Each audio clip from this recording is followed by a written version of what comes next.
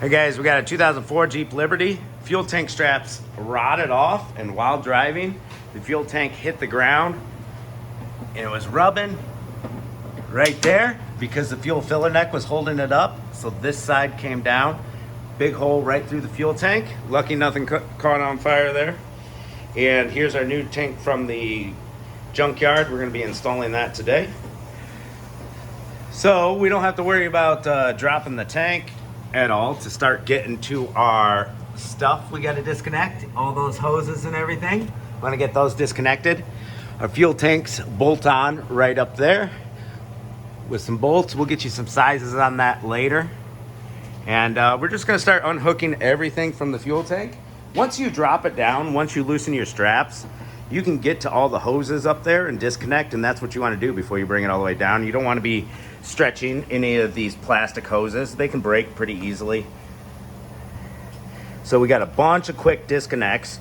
This style, you squeeze in on both sides and see how it opens up that clip. Boom. This one looks like the connectors on the other side of the tank, hopefully still. And pretty much same story. I think they cut the hose right here instead of taking it off from there. But yeah, it's a quick connect. You squeeze in on both these sides, pull it out. All these, same story, squeeze in on the sides, pull your hose out. And they usually don't pull out easy. They take quite a bit of force. You got your wiring harness right here.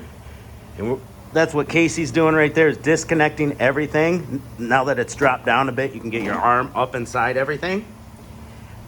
That's as far as it'll drop down with the fuel filler neck still connected. The gas tank's all out of gas, obviously, so we're not worried about it falling and crashing or anything. It's pretty light. But we will put some supports underneath of it once it gets closer to getting that fuel filler neck off. So we're basically going to just be transferring everything over. And we're going to use as many of these hoses as possible because we don't know if any of those hoses took a hit and have a hairline crack anywhere in any of the tubing. So we're going to try to use as many of these as possible. And that'll about do it. We'll see you guys once we get this fuel filler neck clamp off. Do you got a size on that? 7 mil. 7 mil? All right. The clamp is right there.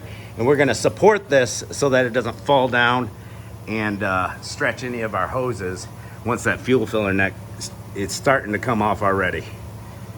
So in your case, if you didn't have rusted out straps, you're gonna take your straps off first so that you can start getting to all this. All right, fuel filler neck is completely off, Casey? Yes, sir.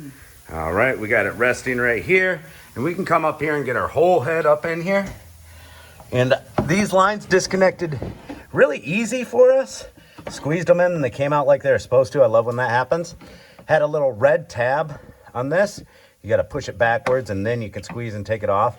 I'm just having trouble with these two hoses now. You can see I've got them both to move about a 1/4 inch. So I'm going to lift up the rubber a little bit with the screwdriver and spray some PB Blaster in there and start spinning them back and forth and working them backwards. But those are the last two connected. They connect to this little hole down in here. So I've already taken them out of there. And we got this wiring harness off as well. I'll show you that red clip on. Well, actually I can't show you the red clip I'm talking about yet. But all right, this tank is ready to drop once those two hoses are out. All right, fuel tank came right down. We made that fuel tank look like that fuel tank. All our hoses are looking good, so we're just leaving them up there. And is that a 15 millimeter? This is a 15 millimeter socket on a 1/2 inch thread. So that was 15. Yes, sir. Nice and tight. All right, so air tools. This is the only time we've used an air tool so far. Just makes life easier. Zip those 4 bolts out, and we got our new fuel tank straps right here. Got them for like 30 some bucks. The parts store comes with new hardware, which is really cool. And obviously, it helps to have somebody to help you lift this tank up, get it into place. We're gonna lift it up on some stands and get everything hooked up. All right, here we go. This is the last thing we lined up is the fuel filler neck hose. Got our clamp there. Gotta shove it on a little bit more, lift up the tank a little, get that square right there, but it's good to go. Everything just snapped on so easy on the top of the tank. I was able to put my head up in there, use that for a step stool, just put my head up in there so I could see everything. Could connect everything on the fuel pump module except for this hose.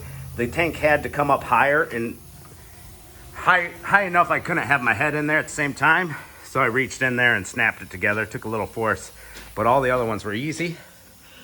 Once you get it up with all those connected, you can come by and connect your, sorry, I don't got my flashlight on. Let me start the flashlight. All right, now we got flashlight on cam. All right, a little evap control here. There's that red tab I was talking about. There's one on the top of the fuel pump assembly in this. This stub on the side, you've got to pull it halfway down in order to unlock, to be able to click this, all right? So when you're done, just simply press it right through. I got it locked in. That's that red tab I was talking about.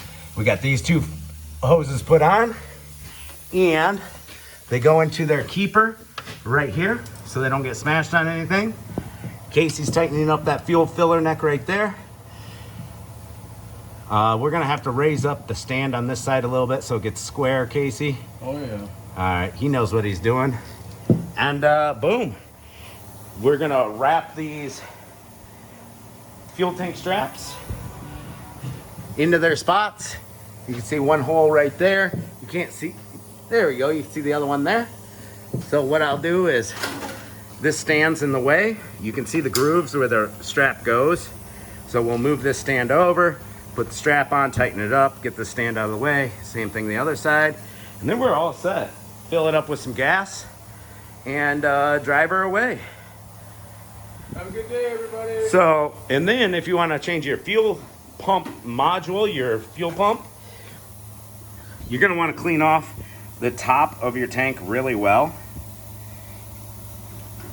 Blow it with some compressed air. And I like to spray a little PV blaster on these. You can see how they hook in. So take a hammer and a blunt screwdriver or punch and start tapping this metal so that it turns counterclockwise and unlocks.